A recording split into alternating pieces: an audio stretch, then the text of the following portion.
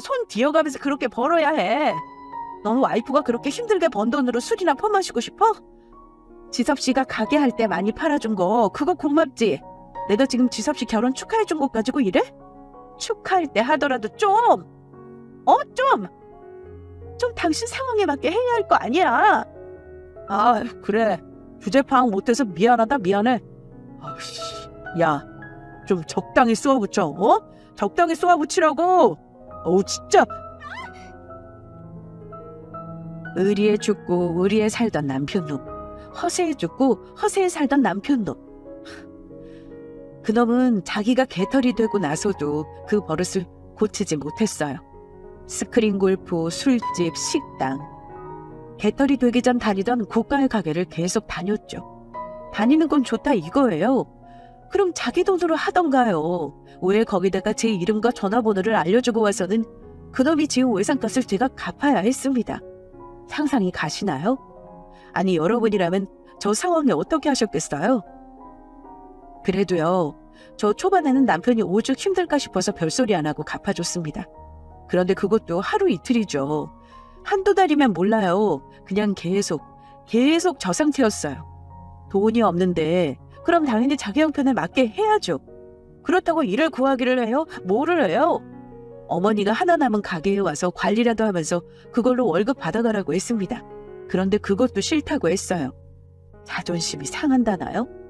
명색이 큰 이자카야를 운영했던 사장인데 자기가 어떻게 남 밑에서 일하냐고 거절했어요. 그럼 사업을 할 것을 좀 찾던가, 사업 미천을 마련하려고 돈이라도 좀 벌던가. 그저 와이프가 알아서 처리해주겠지, 와이프가 알아서 막아주겠지. 그딴 생각으로 저렇게 사고를 치고 다니던 놈이었습니다. 한날은 저런 문제로 싸우다가 그놈이 자기와야 못 이겨 컵을 내리쳤는데 그 파편이 제 얼굴에 상처를 냈죠. 그러게 왜 사람을 들들 볶아서 열받게 만들어? 저 말을 듣는데 저 사람의 끝이 보였습니다. 제가 과하게 생각한 것인지는 모르겠지만 저는 가정폭력이나 욕이라는 게 정말 사소한 것부터 시작된다고 보거든요. 자기가 내리친 컵 파편에 맞아 얼굴에 피가 나는 사람한테 저렇게 이야기를 한다? 네가 나를 열받게 했기 때문에 상황이 이렇게 된 거라는 소리를 하는 거잖아요.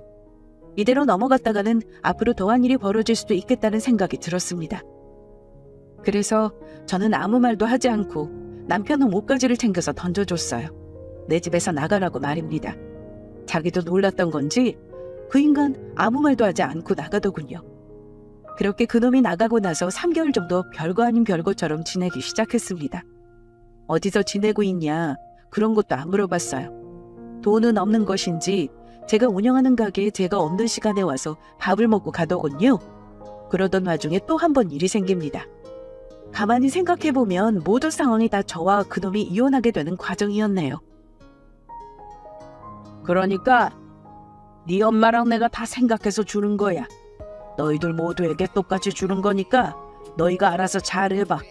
이제 이걸로 우리는 너희한테 다 한 거다. 그나저나 너는 어때? 아까 주방 직원 말 들어보니까 김서방 식당에 와서 밥 먹고 가고 한다던데 너희들 싸웠냐? 어이, 싸우긴 누가 싸워. 식구라고 딸랑 2명인데 집에서 해먹는 것보다 나와서 먹는 게 더 나아서 그러는 거지. 걱정하지 마. 상가는 엄마 아빠 말대로 잘 관리해볼게. 고마워요. 친정부모님은 저와 남동생에게 크진 않지만 상가를 하나씩 나눠주셨어요. 그걸로 이제 부모로서 자식한테 해주는 지원은 끝이라고 말입니다. 사실 그것도 안 주셔도 충분한데 말이에요. 그런데 하필 그 자리에 남편이 있었더군요. 자기 꼴이 말이 아닌 건 알았던 건지 저희 부모님이 집으로 돌아가시고 나서야 제가 있는 카운터에 나타났죠. 뭐야, 정말로 장인어른이랑 장모님이 당신하고 처남한테 상가 준 거야? 이전에 갖고 계셨던 그 상가? 우와, 진짜로? 당신 진짜 그 상가가 당신 거야? 이야, 이거 진짜. 그래, 내 인생 이렇게 쉽게 죽지 않지. 그럼 내가 이렇게 쉽게 죽을 리가 있나? 여보, 나 거기에 가면 하나만 좀 시작하자. 당신 건물이면 내가 월세 걱정할 일도 없고, 그렇게 되면 나 다시 예전처럼 금방 일하는 거 그거 시간 문제야. 내가 다시 자리만 잡아봐. 우리가 지지고 볶고 싸울 일 있겠어? 여보, 우리 나 자리 잡으면 그때는 진짜 당신이 원하는 대로 아이 갖자. 어? 그러면 되잖아. 정신 나간 인간이 하다 가게 자리 하나 얻으려고 아이를 갖는 일을 앞세워서 저를 가지고 놀려고 하더라고요.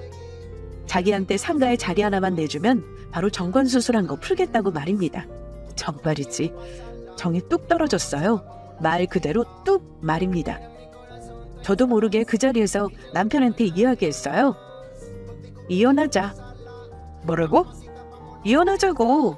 뭐? 정관 수술을 뭘 어째? 너도 너다. 답이 없어. 이혼하자. 이혼해. 어차피 당신이 나가서 산 지 꽤 됐잖아. 이렇게 사나 이혼하고 사나 똑같을 거 아니야. 그러니까 이혼하자고. 나도 당장 이번 주부터 변호사 알아볼 테니까 그런 줄 알아.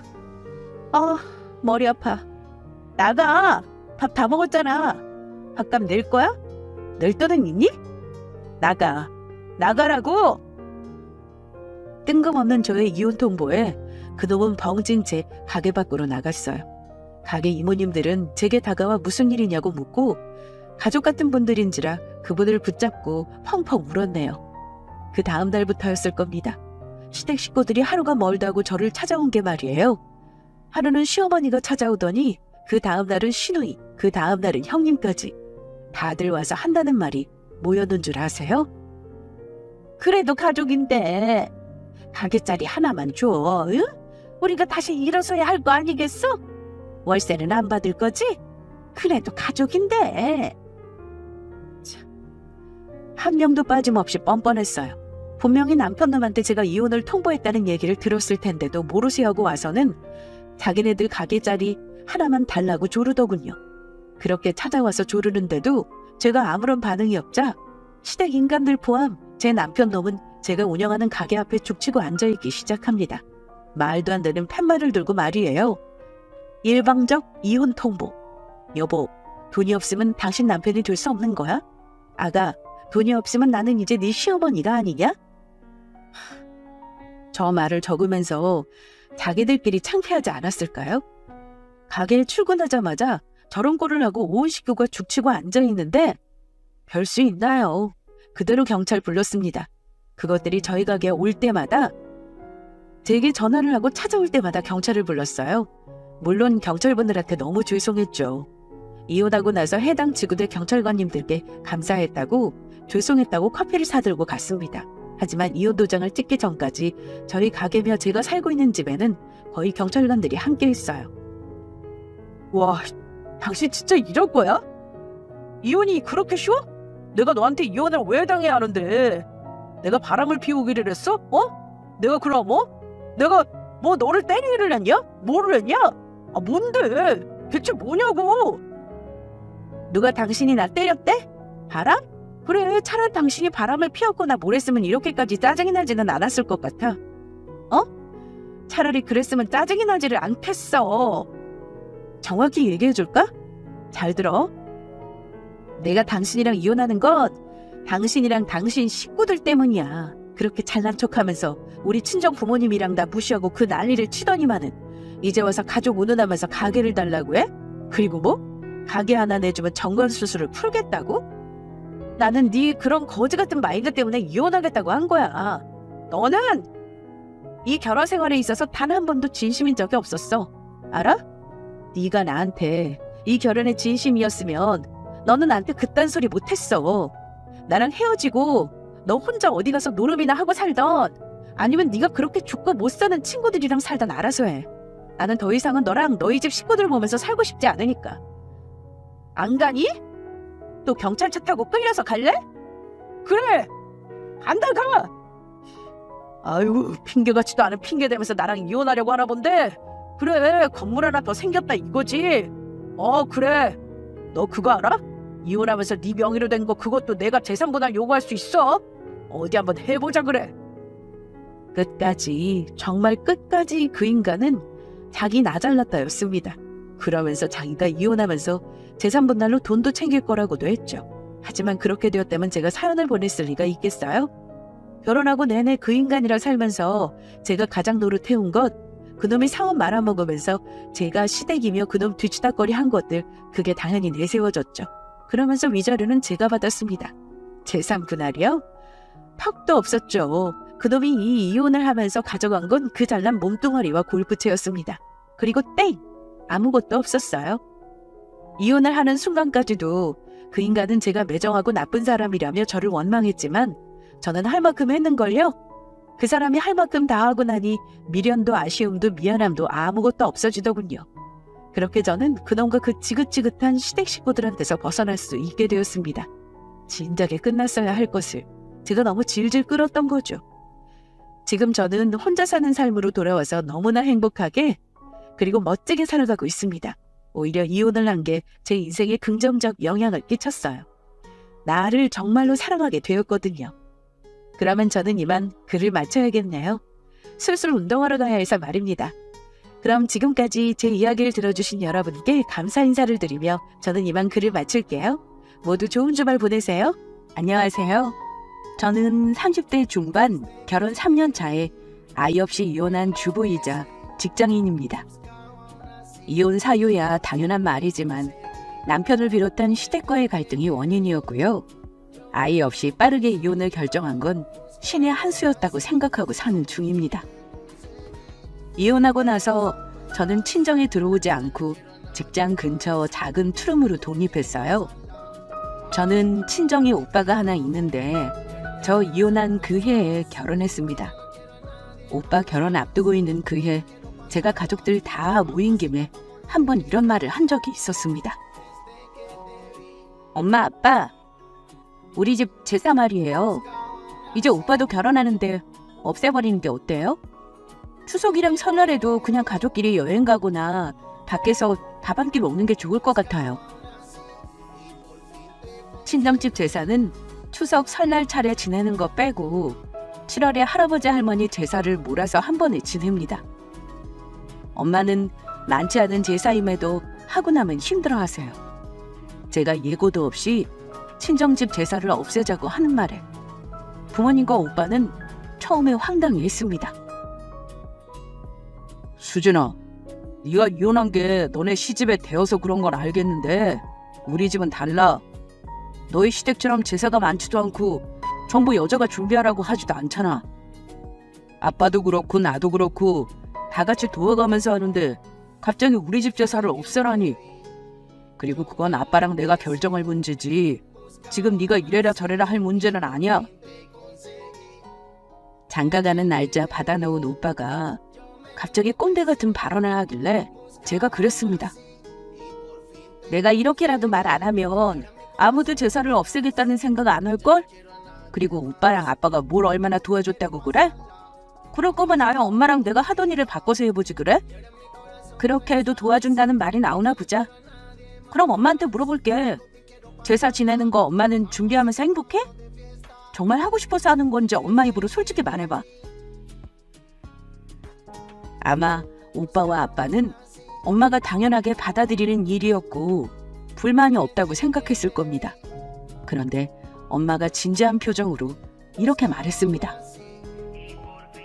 글쎄, 엄마는 당연히 내가 할 일이라고 생각하고 이날 이때까지 한 거지만 엄마가 과연 행복한 마음으로 한 건지는 진지하게 생각해 본 적이 없는 것 같구나.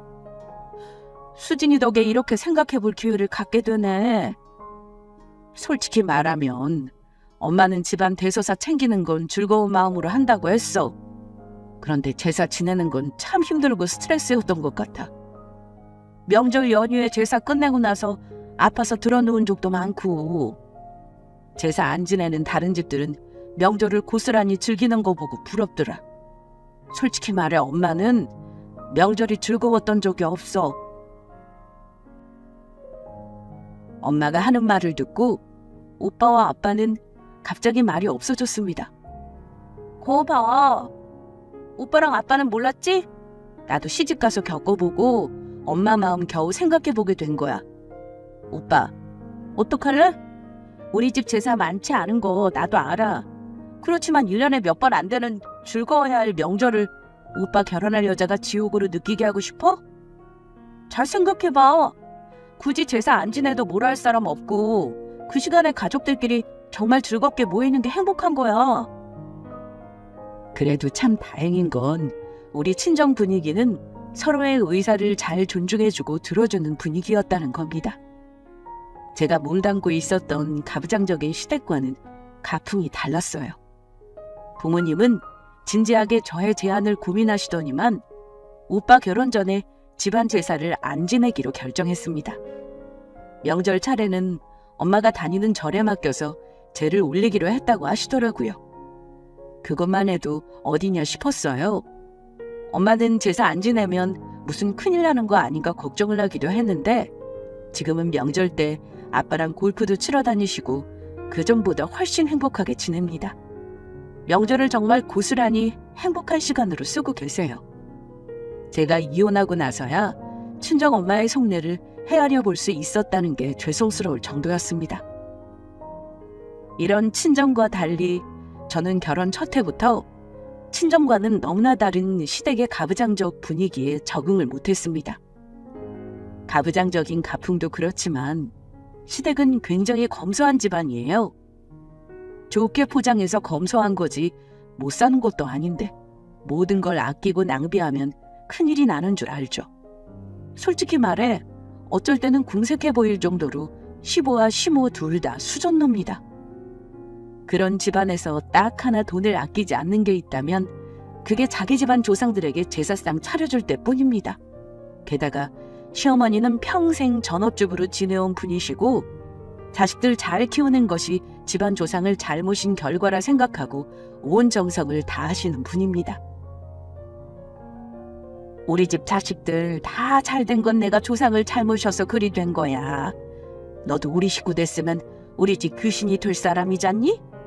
이제부터는 나한테 잘 배우도록 해. 네 형님은 의사니 워낙 바빠서 내가 못 가르친 게 참 많단다. 그래도 너는 네 형님보다는 한가한 사람 아니냐. 그러니 앞으로 네가 이 집 큰 며느리다 생각하고 마음을 비우렴. 저는 아직 잘하는 게 없는데 어머니랑 형님한테 잘 배워볼게요. 네 형님한테는 배울 게 없지. 일만 하는 사람이 집안일을 뭘 하겠니. 나는 네 형님한테는 집안 대소사 챙기게 하는 거 진작에 포기했어. 사람 살리는 일 하는데 그것만 해도 대단한 거 아니겠니? 그러니 네가 형님 잘 따르고 집안일을 잘 챙기도록 해. 어머니가 이런 말씀 하실 때까지만 해도 뭘 얼마나 배우려고 저러시는 건가 했어요. 그런데 결혼하고 나서 맞은 첫 제사 때 살짝 놀랐습니다. 죽은 조상을 위해 산 사람의 노력을 갈아넣는다고 할까요? 명절 빼고도 1년에 제사가 4번인 집안인데 말이 4번이지 솔직히 2달에 한 번 걸로 제사를 지낸다고 봐야 합니다. 4번이라고 하면 별거 아닌데 하실 수 있는데요. 제사 지내는 음식 가짓수가 그야말로 일주일 전부터 준비를 해야 하는 규모예요. 그러니까 어머니는 평생을 한 달에 한 번꼴로 제사 지내는 준비를 하면서 사신 거죠. 게다가 시댁은 우리 친정처럼 작은 일이라도 남자들이 거드는 거 절대 없는 분위기였습니다. 모든 게 오롯이 여자들의 몫이었어요. 저는 결혼할 때만 해도 친정집에서도 명절에 제사를 지내기도 하고 엄마 일을 명절 때마다 돕기도 했기 때문에 중요한 문제라고 생각은 안 했어요. 결혼 전까지는 제사가 악습이라고 생각하지 않다가 결혼하고 나서야 제사는 악습이라고 생각을 고쳐먹게 되었습니다. 저 결혼하고 얼마 안 됐을 무렵에 시가 가족들이 모인 적이 있었는데 형님이 먼저 저에게 이런 말을 하신 적이 있었습니다. 동섭, 우리 집안 분위기 아직 잘 모르지? 살다 보면 차차 알게 되겠지만 사실 어머니가 이 집에서 하시는 게 참 많아. 큰 집인데다가 며느리들이 할 일이 무지 많은 집이지. 근데 내가 큰며느리 역할 한다는 게 참 쉽지가 않네. 동서 알다시피 내가 많이 바쁜 사람이잖아. 예전에는 어머니 혼자 어떻게 다 하셨는지 몰라. 내가 도와준다고 했는데도 진짜 너무 힘들더라. 이제는 동서가 들어왔으니까 일할 사람 많아 좋네. 안 그래도 어머니가 얘기하시던데요. 일이 많은 집이라고요. 저더러 잘 배우더라고 하시는데 저도 못하는 게 많아서 걱정이네요. 암튼 형님 도와가면서 저도 잘할게요. 그래, 동서는 나보다는 시간이 많은 사람이니 어쩐지 내가 더 도움을 많이 받을 것 같다. 근데 의욕의 차이는 저와는 달리 형님 표정은 어쩐지 시큰둥했습니다. 뭐 잘할 테면 어디 한번 해봐라, 이런 표정이었달까요? 일단 우리 시댁은 겉으로 보기에는 멀쩡한 집안입니다. 장남인 시아주버님은 대학 교수이고 형님은 대학병원 의사예요. 차남인 우리 남편은 형만큼은 아니었지만 나름 좋은 대학 나와 말만 하면 다 아는 좋은 회사 다닙니다. 친정집에서도 저 시집 보낼 때 별 걱정을 안 하셨어요. 딱히 속 썩일 만한 시가 식구들이 없다고 생각하셨고 이만하면 좋은 집안이다 하고 생각하셨던 게 사실입니다. 하지만 사람은 직접 겪어봐야 아는 법이죠. 이 집에 시집와서 가족 구성원으로 지내다 보니 겉으로만 보이는 게 다가 아니라는 걸 알겠더라고요. 처음에는 시댁에 행사가 있을 때 형님이랑 같이 했습니다. 제사 말고도 이 집안은 가족들 모이는 무슨 말도 안 되는 이유를 갖다 붙여가며 자주 모이는 집이었습니다. 어머니는 가족들에게 음식 만들어 먹이는 거에 무슨 사명감을 가지고 있는 것처럼 보였습니다. 다른 건 돈을 그렇게나 아끼시는 분이 가족들 모임이나 제사 때는 최고급 재료만 고집하세요. 가만 보니 어머니는 자기 자신을 위해 뭔가에 돈을 쓸 줄은 모르시는 분이었습니다. 옷도 잘 안 사 입으시고 어디 놀러가서 돈 쓰는 걸 죄악으로 여기세요. 이건 시아버지도 똑같습니다. 그런 분이 저 시집 오고 나서 새 식구 들어왔다며 제기랑 제사상을 풀세트로 구입하시더라고요. 그거 보면서 살짝 불안했는데 결혼 첫 해 첫 제사 때인가? 어머니가 3주 전부터 저에게 예고를 하셨습니다. 다음 달 할아버지 제사인 거 알지? 이번에는 우리 집 새 며느리 들였다고 작은 집이랑 고모네도 오기로 했으니까 전날 아침에 일찍 와서 음식하는 거 도와라. 네 형님은 아마 첫날에는 병원일 때문에 힘들 거야. 어머니는 제사 하루 전날 와서 준비했으면 하시길래 갔습니다. 어머니가 하라는 것만 했는데도 저는 생전 좀 그렇게 많은 음식을 준비해 본 것 같아요. 결혼하고 나서 처음 일을 안 한다는 게 후회가 되더라고요. 사실 제가 결혼하자마자 임신을 했어요. 하지만 아이가 초반에 잘못되는 바람에 잠시 일을 쉬고 있었거든요. 어머니는 제가 집에서 노는 사람이니 당연히 와서 일을 하라고 하신 거고요. 제삿날 당일에는 오전에 형님이 오시긴 했어요. 그래도 형님은 결혼한 지 5년째이고 아이도 하나 있고 하니 저보다는 익숙해 보이긴 했는데요. 제가 볼 땐 형님도 좋아서 하는 일은 아닌 것 같았습니다. 한창 전을 붙이고 있는데 형님이 이런 말을 했거든요. 동서 들어오고 나서 제기도 새 걸로 장만한 거 보니 아주 제대로 제사를 모실 생각이신가 봐? 평소 때보다 음식 가짓수가 훨씬 많네. 동서는 어제부터 와서 일한 거야?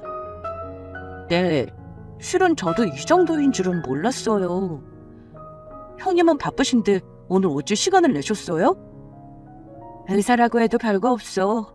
나도 직장인이랑 똑같지 뭐. 눈치 보여도 하루 쉬겠다 연차내는 거야. 이 짓은 아무래도 익숙해지지가 않네. 다른 집들은 재산이 뭐니 점점 줄이는 추세라는데 우리 시댁은 왜 이러는지.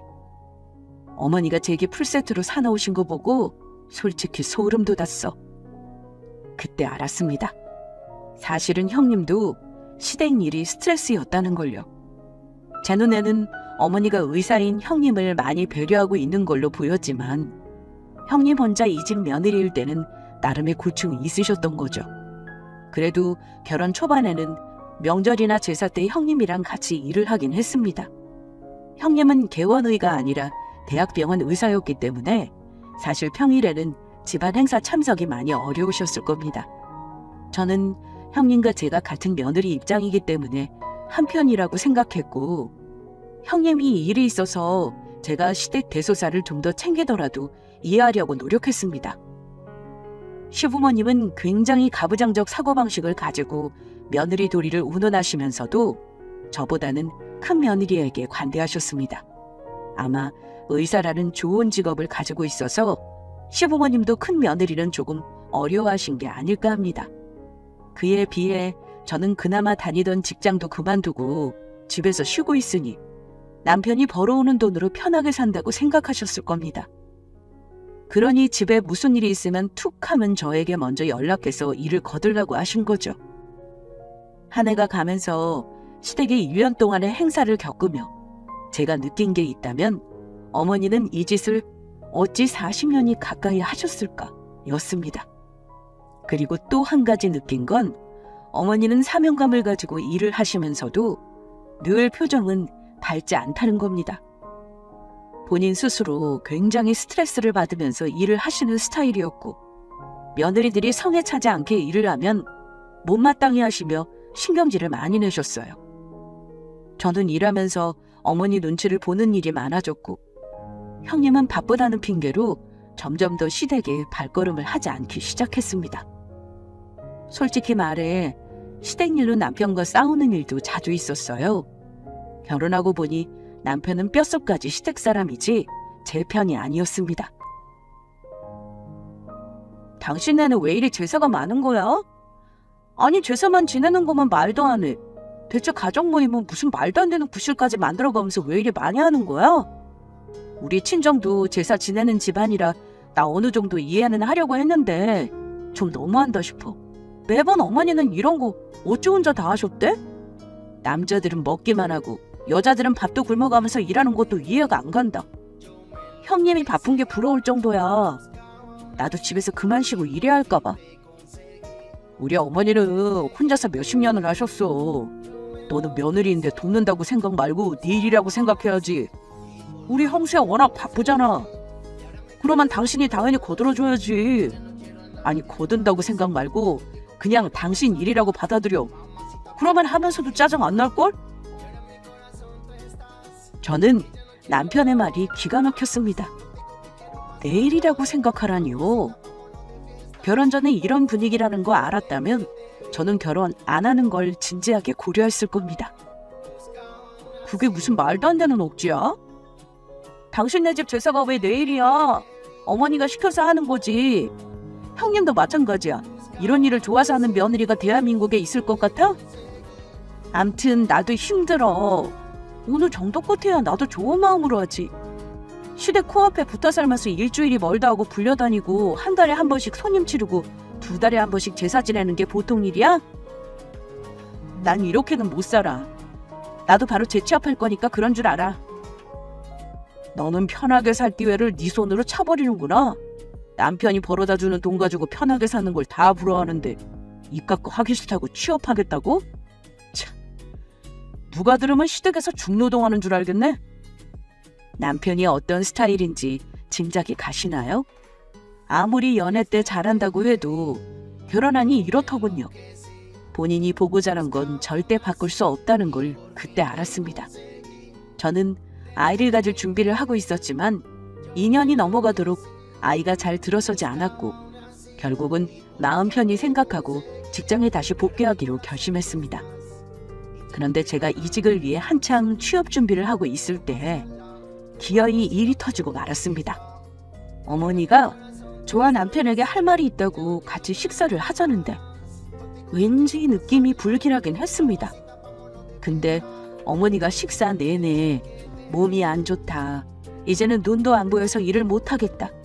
미각이 없어서 간도 못 본다. 이런 말을 늘어놓으시며 바람을 잡더니만 이러시네요. 이제 우리 집 재산은 둘째 네가 가져가야겠다. 내가 골백 번 생각해봐도 의사인 큰며느리가 하는 건 무리지 싶어. 매번 집안일을 연락해도 바쁘다는데 더 부담 주는 것도 아니지 싶구나. 사람 살리는 귀한 일하는 애 아니냐. 의사 며느리 일 시켜 먹을 정도로 생각 없는 시어머니는 되기 싫구나. 시간 많은 너는 가끔 하는 일이라 괜찮을 거야. 집에서 노는 네가 하는 게 이치에 맞는 일이니 앞으로는 네가 맡아서 하도록 해. 나는 이제 더 이상은 못하겠다. 모르는 건 내가 알려줄 거니까 걱정 말고. 저는 너무 놀라서 남편을 쳐다봤습니다. 그런데 더 황당한 건 남편의 태도였어요. 그래요, 엄마. 안 그래도 그동안 엄마 고생하는 거 보면서 내가 제사 받아오는 거 고민하고 있었어요. 형이나 형수는 집도 멀고 둘 다 바쁜 사람들인데 우리가 하다가 언제든 형이 맡아서 할 수 있는 거잖아요. 저는 꼭 맏아들이 제사 물려받지 않아도 된다고 생각해요. 너무 걱정하지 마세요. 제가 이 사람 도와서 해볼게요. 기가 막혔습니다. 왜 제 의사는 물어보지 않고 자기 생각이 우리 둘의 생각이냥 말하는 건지 말입니다. 게다가 이 사람은 집안일도 도와주는 거 별로 없는 남자예요. 평소에 청소 한번 제대로 하는 거 없으면서 저를 돕겠다뇨. 그것도 제사 준비를요. 어이가 없었던 저는 일단 할 때 하더라도 저의 생각을 말했습니다. 어머니, 너무 갑작스럽게 말씀하셔서 제가 뭐라고 대답해야 할지 모르겠어요. 이 문제는 저한테 일방적으로 강요하실 게 아니라 가족들이 상의해서 결정해야 하는 거 아닌가요? 더군다나 어머니는 제사를 중요하게 생각하시잖아요. 저 결혼한 지 겨우 2년째예요. 제사 음식 어머니 옆에서 거들기만 했지 잘할 줄도 모르고요. 할 줄 모르면 배워가면서 하면 될 일이야. 이미 결정한 거니까 더는 토달지 말어라. 네 형님한테도 이미 다 얘기했어. 이제부터는 네가 할 거라고 말했다. 어머니, 그럼 형님이랑 전부 미리 상의하신 거예요? 이런 중요한 문제를 왜 저는 쏙 빼고 상의하시고 저한테는 통보만 하시는 건데요? 형님은 의사라 이 집안에서 귀한 사람이고 저는 일하는 사람으로 들으신 거예요? 그러다 남편은 기어이 제가 말을 못하게 만들더라고요. 당신 어머니한테 이게 무슨 버릇없는 말투야? 어른이 말하면 일단 알았습니다 하고 나중에 당신 생각 말하면 될 일이잖아. 어머니도 어련히 고민 많이 하고 결정하신 일이겠어? 다 우리 집안 잘 되라고 어머니가 하신 일인 거 몰라? 당신이 물려받아 사는 감사하게 생각할 일인 거야. 당장 다음 달 초에 제사 있는 거 알지? 내가 장 보는 것부터 가르쳐 줄 테니까 너희 집에서 지내는 걸로 해라. 너한테 생각해보라고 하는 말 아니야. 제사 넘기는 문제는 이미 결정한 거니 너는 우리 집안 자손들 잘 풀리는 거 네 어깨에 달렸다 생각하고 잘해봐라. 뭐가 잘못인지 모르겠다는 표정의 어머니와 남편 얼굴을 보면서 느낀 건요. 내가 아무리 여기서 싫다고 말해봤자 이놈의 집구석 사람들에게는 소용없겠구나. 나만 나쁜 며느리를 만들겠구나 하는 거였습니다. 그래서 저는 그날로 입을 닫아버렸습니다. 이혼을 처음 진지하게 고민한 것도 그날이었고 남편과 살 앞으로의 30년을 포기한 것도 그날이었어요. 시어머니는 무작정 다음 달 제사를 저더러 지내라고 하는 상황이었고 답답한 마음에 형님에게 전화를 했는데 형님의 반응도 의외였습니다. 형님은 어머니가 저에게 제사를 넘긴다는 말을 하실 거라는 걸 알고 있는 듯 했습니다. 동서, 미안한데 나는 어머니랑 이미 얘기 끝냈어. 집안 행사 너무 많은 거 나 일일이 못 챙길 것 같다고 솔직히 말씀드렸어. 근데 내가 금전적으로 할 도리는 하겠다고 한 거야. 동서가 부담스러워할 거 알지만 어쩔 수 없었어. 그렇다고 저한테 다 밀어넣으시면 저는 어쩌라는 거죠? 어머니랑 상의하실 때 저도 같이 불러서 말씀하셨어야죠. 무작정 저더러 하라고 하시면 저는 네 알겠습니다 해야 하는 건가요? 저 솔직히 지금 이 상황 너무 황당해요. 저 아직 결혼한 지 3년도 안 된 거 아시잖아요. 동서, 황당한 거 100번 이해해. 하지만 언젠가는 닥칠 일이었고 결정해야 하는 문제였어. 조금 빨라졌다고 생각하면 돼. 내가 이 집 식구들 제사 모시려고 직장을 소홀히 할 수는 없는 노릇이잖아. 그래도 동서는 집에서 편히 살기만 하는 사람이니 나보다는 적임자지. 큰 며느리라고 해서 꼭 제사 모실 의무가 있는 것도 아니잖아. 일단 동서가 해보다가 정 아니다 싶으면 그건 그때 가서 생각해보면 되는 거야. 좋은 마음으로 해줘. 형님은 제 편이라고 생각했는데 그것조차 제 착각이라는 걸 알았습니다. 형님은 같은 며느리 입장에서 저를 생각한 적 없는 사람이었고 그저 자기에게 귀찮은 일이 오는 걸 싫어하는 사람이었습니다. 그 집에서 제 편은 아무도 없다는 거 안 순간 내가 굳이 이 집 식구로 있을 필요가 없겠다 싶었습니다. 남편은 제가 더 이상 반응이 없자 수긍한 거라고 받아들이더군요. 얼마 뒤에는 어머니가 저 시집 올 때 구입한 제기 세트와 제사상 풀 세트를 집에 가지고 왔더라고요. 제사를 앞두고 어머니는 2주 전에 저를 닥달하셨습니다. 예, 제사상에 올리는 음식 가짓수 다 기억하니? 내가 레시피 만들어 놓은 노트를 줄 테니까 찬찬히 보면서 익히는 것도 좋겠다. 창은 언제 볼래? 일주일 전에는 반 와야지 않겠니? 같이 가줄 테니까 너 마트 갈 때 연락하렴. 제가 알아서 할게요. 궁금한 거 생기면 전화해서 물어볼 테니 그냥 신경 쓰지 마세요. 처음인데 어찌 신경을 안 쓴다니? 그래, 너도 내 옆에서 2년을 배웠으면 뭐라도 하겠지. 며느리가 처음 올리는 상이니까 정성 들여서 음식 준비해라. 저는 4가지 종류로 개수 맞추고 갈비는 꼭 했으면 한다. 그리고 과일도 4종류 색깔별로 준비하고. 아참, 우리 집안은 경상도라 삶은 문어 놀러 가는 거 알지?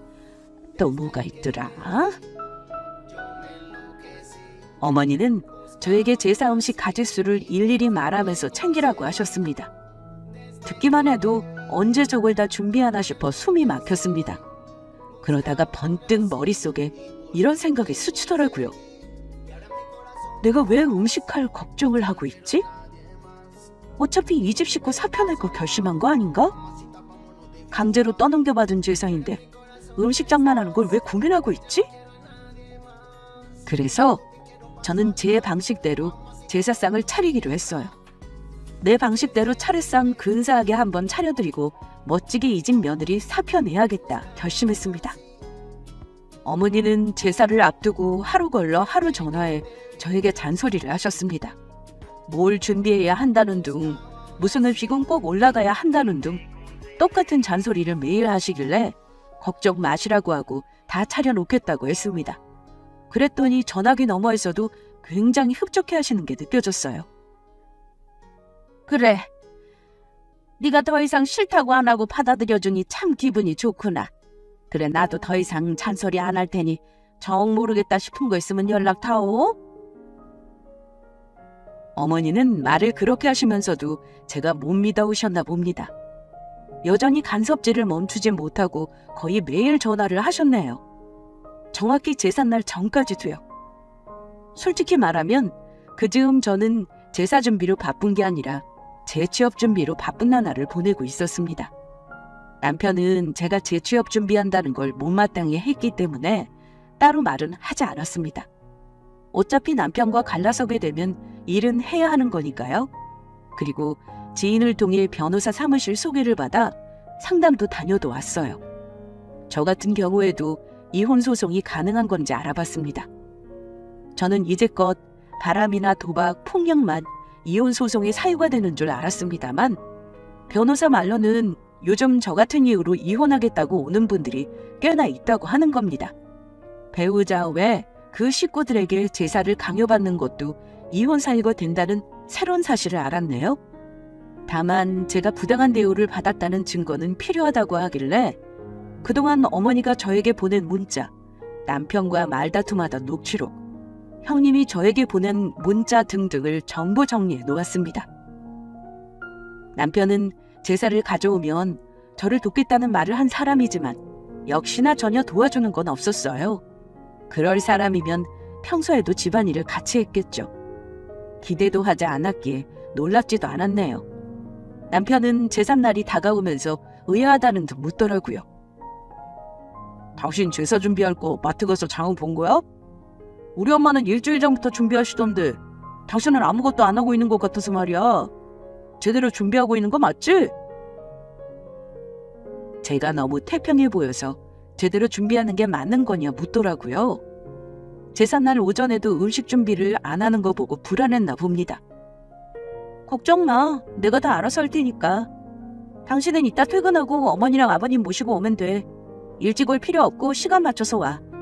어머니가 말한 가짓수 최대한 지켜서 상 한가득 차려놓을게. 남편은 여전히 미심쩍다는 듯. 근데 이렇게 태평하게 있어도 되는 거야? 오늘은 형수랑 형님도 늦게라도 꼭 오신다고 했어. 당신 차질 없이 준비해. 알겠지? 이렇게 당부했습니다. 어찌나 얄미운지. 겉으로는 알았다 대답을 했지만 속으로는 이를 갈았습니다. 그래, 오늘 네 조상님들한테 한번 제대로 음식 대접해드릴 테니 어디 한번 두고 봐라.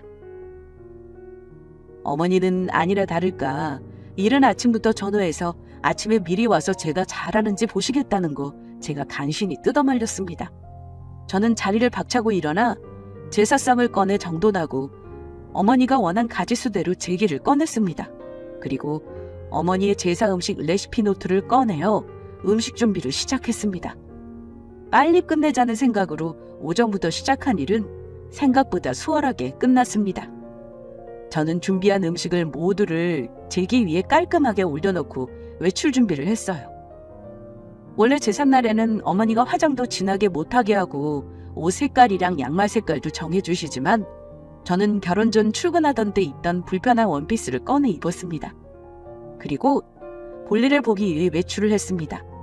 그날 오후에 변호사 사무실에 추가로 가져다 줄 서류가 있었거든요.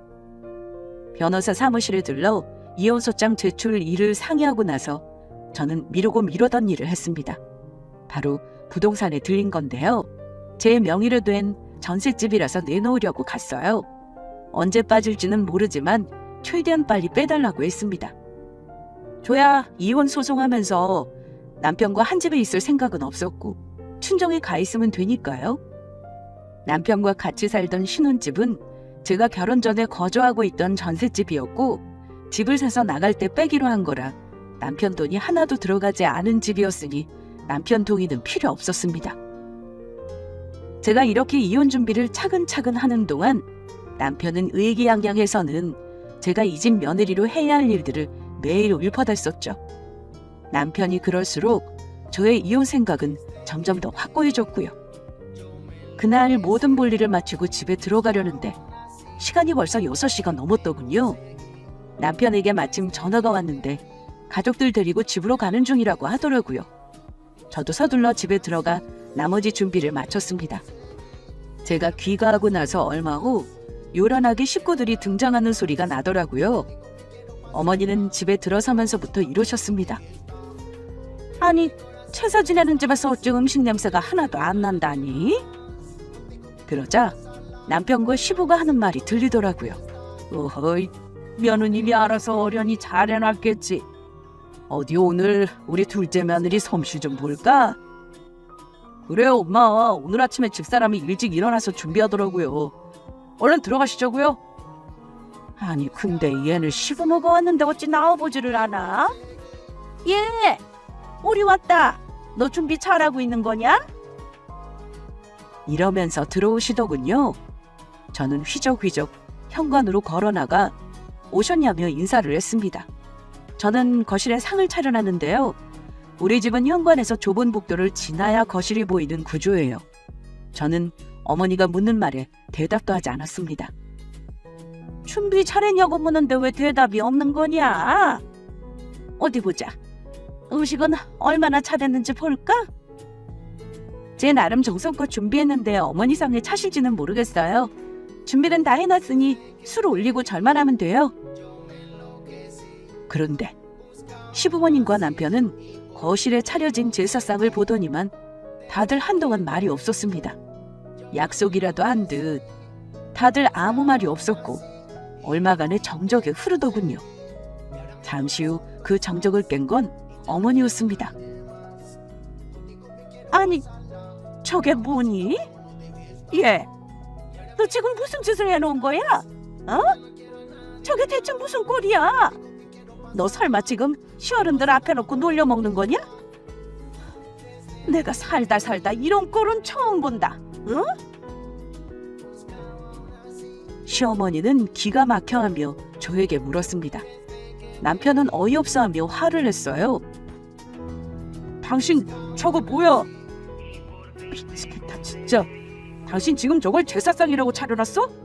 정신이 있는 거야 없는 거야? 내가 아침에 물어봤지? 잘 준비한다는 게 고작 저거냐?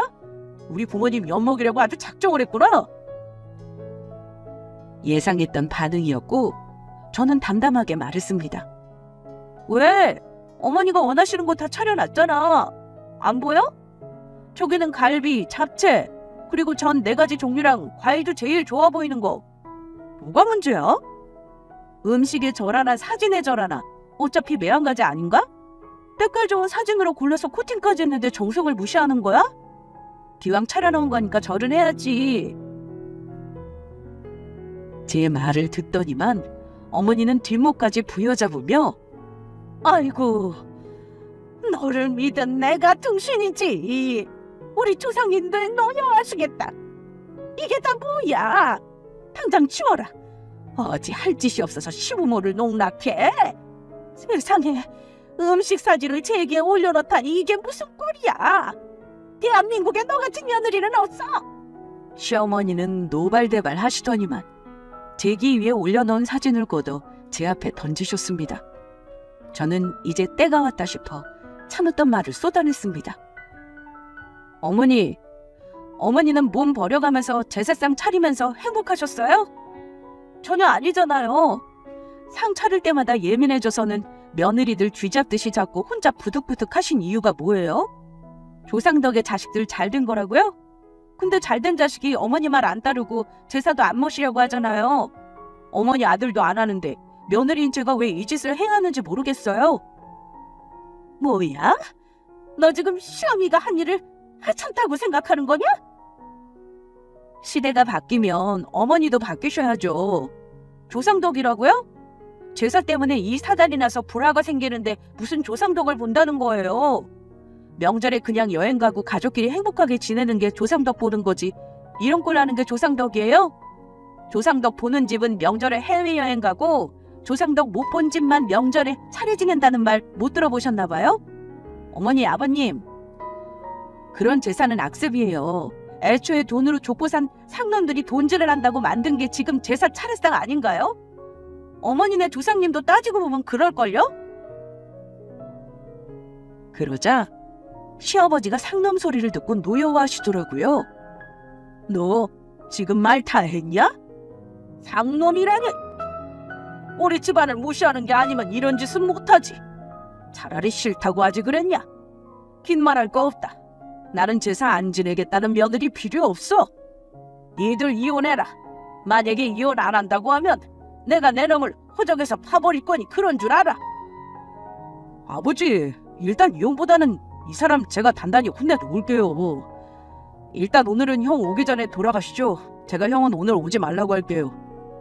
당신 뭐해? 상 치우지 못해? 이 빌어먹을 사진들 다 갖다 버려. 남편은 이혼 소리를 듣고 살짝 당황한 듯 했습니다. 하지만 저는 놀랄 것도 없었어요. 이미 차근차근 준비를 해오고 있던 마당에 아버지가 이혼이라니 세상 반가웠습니다. 걱정 마세요, 아버지. 저도 이 집 며느리 할 생각 없거든요. 저 이 집 이미 내놨고요. 아버님 아들이랑 안 살 겁니다. 일단 제 할 말은 다 했으니 다들 제 집에서 나가주시죠. 뭐야? 이혼? 당신 진짜 미쳤어? 당신 이렇게 치밀하고 무서운 사람이야? 대체 언제부터 이런 계획을 한 거야? 지난번에 제사 가져가라는 거 앙시 품고 이런 일 벌였나 본데 나는 절대 이혼해줄 생각 없어. 하기 싫으면 다른 방법을 찾으면 될 일이잖아. 당신은 나뿐만 아니라 우리 부모님도 우습게 알고 이런 짓을 벌인 거야. 당신이랑 당신 부모님이야말로 나를 우습게 한 거지. 나는 분명 싫다고 했고 내 의견 말했어. 사람 하나 등신 만들면서 당연히 해야 할 일이라고 몰아붙인 건 당신의 가족이야. 나는 앞으로 제사상은 이렇게 차릴 거야. 귀신들이 와서 실제로 먹는 것도 확인 안 되는데 사진으로 한들 뭔 상관이겠어? 이게 싫으면 어쩔 수 없어. 난 이혼할 거니 그런 줄 알아. 시아버지는 가겠다며 나가버리셨고 시어머니는 이혼은 안 될 말이라며 제사는 다시 의논해보자 하셨습니다. 하지만 저는 이혼 결심을 굳혔기 때문에 어머니 말이 하나도 귀에 들어오지 않았습니다. 그때 집에 초인종을 누르는 소리가 나더라고요. 남편이 연락을 안 했는지 문을 열고 보니 시아주버님과 형님이었습니다. 이 난리를 다 보지 않았지만 제사상의 상태를 보고는 두 사람 다 아무 말이 없었습니다. 남편은 황당해하는 시아주버님을 데리고 밖으로 나갔고 저는 형님과 시어머니 사이에 남았는데요. 갑자기 형님이 깔깔 웃으며 이러더라고요. 어머, 동서 참 깜찍하다. 나는 이런 생각 하려도 못할 것 같은데 참 대단하네. 나보다 낫네. 나보다 나아. 그러자 어머니는 웃고 있는 형님에게 역정을 내셨습니다. 이게 다 큰애 네가 본보기를 못 보이니 일어난 일이야. 의사 며느리라고 어렵고 귀하게 여겼더니만 아무것도 안 하려고 들고 네가 못하니 둘째도 보고 배운 것이지. 어쩔 거냐. 이제는 큰애 네가 하는 거 고민해봐라.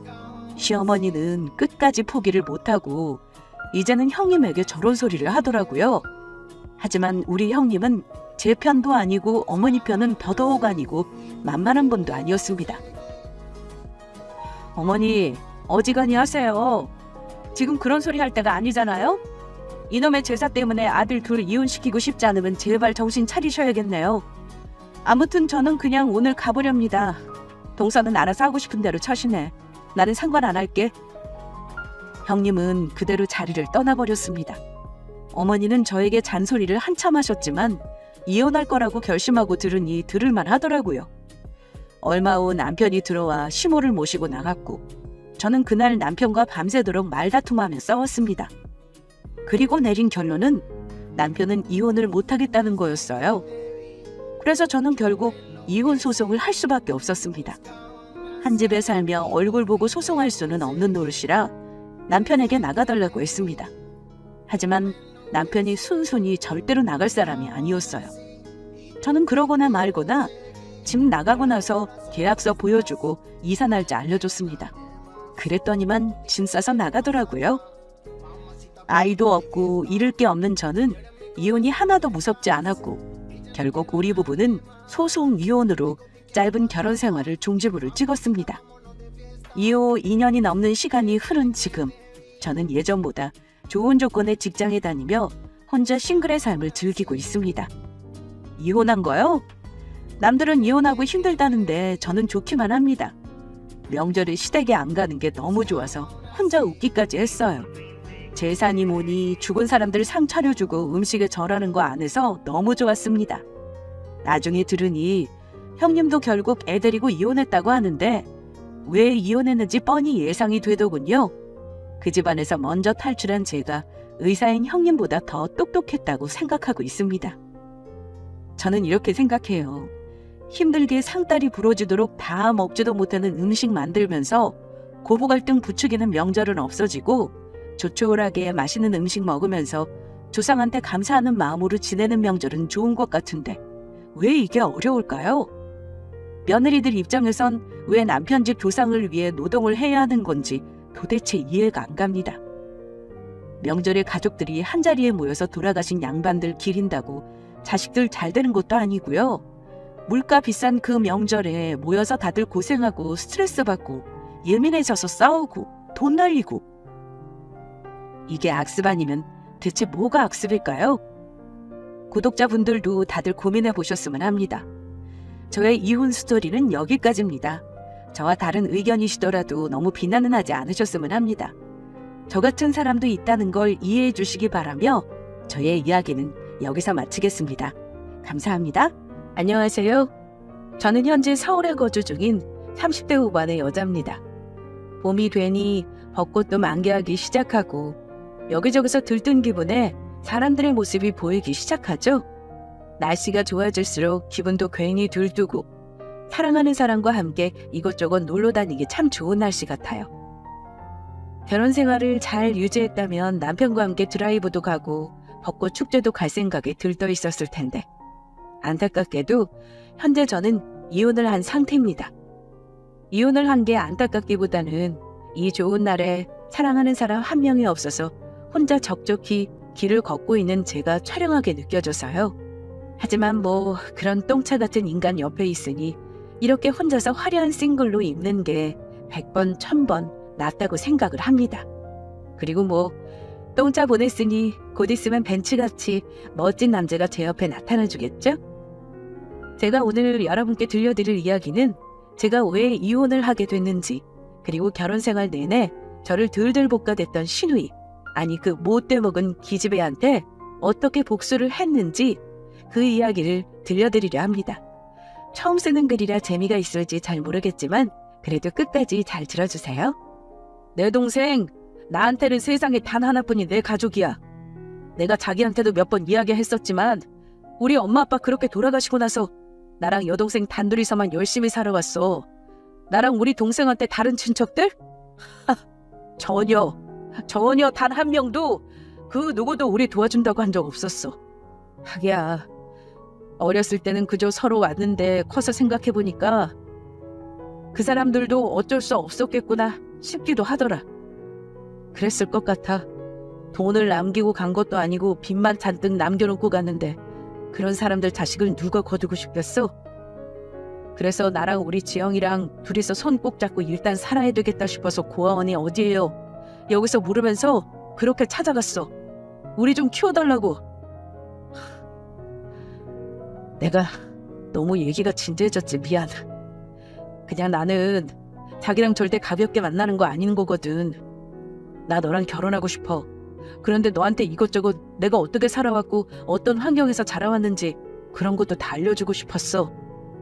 제가 결혼했던 그 남자는 부모님을 아주 일찍 여의고 여동생과 단둘이서 고아원에서 자랐어요. 저야 뭐 사랑하는 남자의 일인데 그 사람이 어떻게 자랐건 부모님이 계시건 안 계시건 그게 무슨 상관이 있었겠어요? 그저 그 사람이 어렵게 자라온 어린 시절 이야기에 눈물이 났었고 자기도 어렸을 텐데 여동생을 챙기기 위한 이런 일 저런 일 안 가리고 해온 그 사람이 대단하다는 생각만 들었습니다.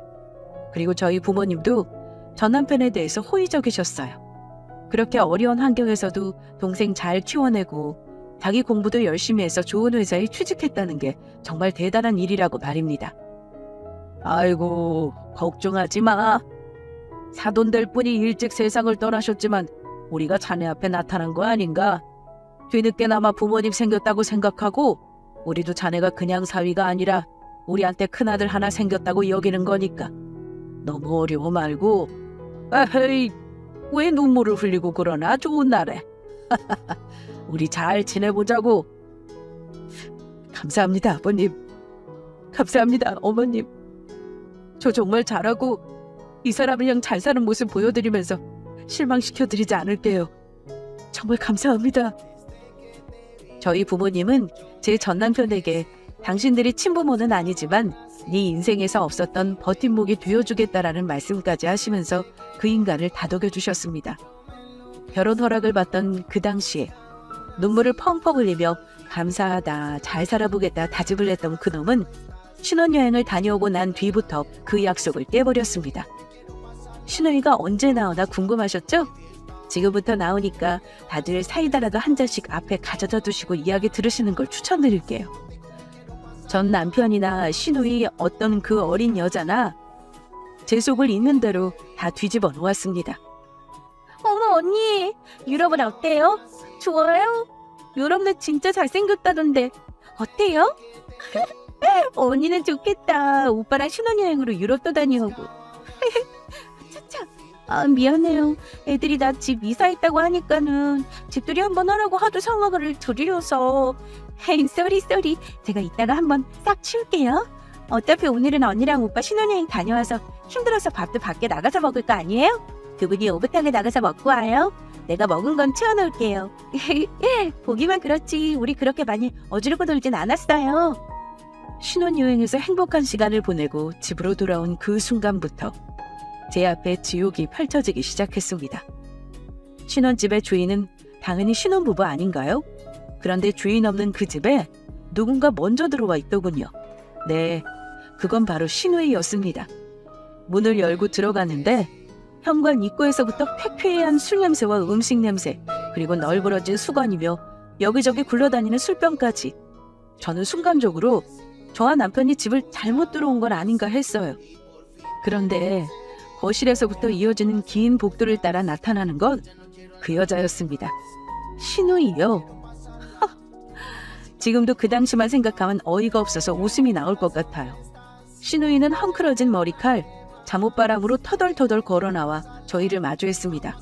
저는 너무 당황스러워서 아무 말도 하지 못하고서 있는데 남편은 아무렇지 않다는 듯이 방으로 휘적휘적 걸어 들어갔어요. 정말 아무렇지 않다는 듯 말입니다. 아가씨, 여기는 어떻게 들어왔어요? 아무리 오빠 집이어도 그렇지 저한테라도 미리 말을 좀 해주죠. 결혼식장에서도 아무 말 없다가 저 좀 당황스럽거든요, 지금? 뭐야? 언니, 오빠한테 아무 얘기도 못 들었어요? 뭐야, 지금? 너야말로 기분 나쁘네. 언니, 당연히 결혼 전에도 제가 오빠랑 살았으니까 언니랑 오빠가 결혼하고 나서도 제가 같이 사는 게 맞는 거죠. 제가 부모가 있는 것도 아니고 가족이라고는 오빠 하나뿐인데 당연히 제가 같이 살아야 하는 거 아니에요? 오빠 좀 나와봐. 뭐야 진짜? 너 지금 완전... 너 무슨 불청객된 것 같네? 제가 성격이 고분고분하지는 않아요. 아니 그리고 아무리 고분고분한 성격을 가진 사람이라고 해도 저런 상황이 부닥쳐 있다면 당연히 저처럼 물어봤을걸요? 대체 아가씨가 여기 왜 들어와 있는 거냐고 말입니다. 그래서 물어봤어요. 아가씨가 여기에 어떻게 들어온 것이며 대체 왜 나한테 한마디 말 없이 여기서 네가 술판을 벌이냐고 말입니다. 그랬더니 적반하장으로 저한테 짜증을 내면서 큰 소리를 치는 게 아니겠어요? 어이가 없다면서 말이에요. 그러면서 온 집안이 떠나가라. 자기 오빠를 불러대는데 누가 들으면 제가 그 자리에서 신우이라는 인간 뺨이라도 갈긴 줄 알았을 겁니다. 신우이가 야단법석을 피우며 소리를 지르자 남편이 안방으로 나왔어요. 남편이 방문을 열고 나오자마자 신우이는 후다닥 달려가서는 엉엉 울면서 억울한 척을 하더군요. 오빠 세연이랑 무슨 계약 결혼 같은 거라도 한 거야? 오빠 세연이한테 뭐 약점 잡혔어? 어떻게 세연이가 나한테 이렇게 말할 수가 있어? 나 당연히 오빠랑 살아야 되는 거 아니야? 오빠 언니한테 말 안 했어? 오빠 언니가 지금 방금 나한테 뭐라고 했는지 알아? 오빠가 방에 들어가자마자 언니가 나한테 뭐라고 했는지 아냐고! 나보고 내가 여기 왜 있냐고 하더라. 내가 여기 있으면 안 되는 거야? 우리 오빠 집인데 내가 당연히 있어야지. 내가 여기 있으면 안 되는 사람처럼 언니가 나한테 정색하면서 화내잖아. 아가씨, 지금 무슨 소리를 하는 거예요? 내가 언제 아가씨한테 화를 냈어요? 내가 그냥 물어본 거잖아요. 아가씨가 어떻게 여기 들어왔냐고 나 그거 물어봤어요. 자기야, 이거 지금 무슨 상황이야? 자기는 아가씨 여기 있는 거 알고 있었어? 그러면서 왜 나한테 말 한마디 안 했어? 아니 나는 당연히 지영이랑 우리가 같이 사는 거라 생각했지. 당연히 당신도 그렇게 생각하는 줄 알았고 내가 결혼 전에도 계속 얘기했었잖아. 지영이랑 나는 우리 둘밖에 가족이 없다고. 그때 당신도 내가 무슨 말 하는지 알겠다고 했었잖아. 다 이해한다면서. 그래서 나는 당연히 지영이 보고 우리 집에 들어와서 하려고 했지. 그렇다고 아무리 당황스러워도 그렇지. 차라리 나한테 먼저 들어와서 우리 둘이서 얘기하던가. 왜 어린애한테 괜히 면박을 주고 그래? 정말. 지영이 너는 일단 들어가 있어. 오빠랑 언니가 알아서 해결할 테니까. 언니 그러는 거 아니에요 진짜. 돈 좀 있고 부모 있다고 나랑 우리 오빠 이렇게 무시하는 거 아니죠? 아니 내가 언제 아가씨랑 오빠를 무시했다고 그러는 거예요. 아가씨, 오빠 이거 지금 뭐 하는 거야? 나랑 지금 뭐 하자는 건데? 이게 대체 무슨 일인 건지. 분명 공항에 내려서 집에 오는 길까지만 해도 사랑하는 사람과 함께 하시는 생활을 기대하며 설레고 있었는데 현관문은 여자 집 앞에 나타난 건 지옥이었습니다. 저는 무슨 신우이가 이중인격을 가진 사람인 줄 알았어요. 제 앞에서는 그렇게 눈 동그랗게 뜨고 할 말 못할 말 다 하던 인간이 자기 오빠를 보자 무슨 비련의 여주인공처럼 구는데 더군다나 남편이라는 인간도 자기 여동생을 감싸면서 저를 이해심 하나 없는 매정한 여자로 몰고 가는 게 아니겠어요? 말 그대로 집안 상황은 난장판 그 자체였습니다. 신우이는 엉엉 울다가 쿵쿵거리며 작은 방으로 들어가 문을 쾅 닫아버렸고요. 남편과 저는 난장판이 된 것을 한복판에 서서 말 그대로 대치를 하고 있는 상황이었습니다. 저는 너무 화가 나서 남편을 뚫어져라 쳐다보고 있었어요. 네가 어디 있으면 말을 해보라는 마음으로 말입니다. 그걸 눈치챈 건지 남편이라는 인간이 입을 열어 천천히 말을 하기 시작하더라고요. 그런데 그 주둥이에서 나온 말은 제 우라통을 있는 그대로 다 뒤집어 놓았습니다. 은주야, 그래, 네가 내가 아닌데 충분히 설명 못한 거 그건 내가 사과할게. 나는 당연히 은주 네가 나랑 같은 생각인 줄 알았어. 나랑 지영이 둘만 살아왔으니까 결혼하고 나서도 당연히 지영이를 내가 데리고 살아야 한다고 생각했거든. 그래서 장인어른 장모님이 집을 마련해 주신다고 하실 때도 일부러 그래 눈치는 보였지만 방 4개짜리로 고른 거였고 그때도 네가 그냥 가만히 있길래 나는 네가 내가 어떤 생각인지 다 알고 있는 거라고 생각했어. 굳이 얘기하지 않아도 지영이랑 같이 사는 거 동의하고 있는 거라고. 여러분들이 들으시기엔 어떠세요? 저게 말같이 들리십니까? 저는 진짜 어디서 개 짖는 소리가 나는 줄 알았어요.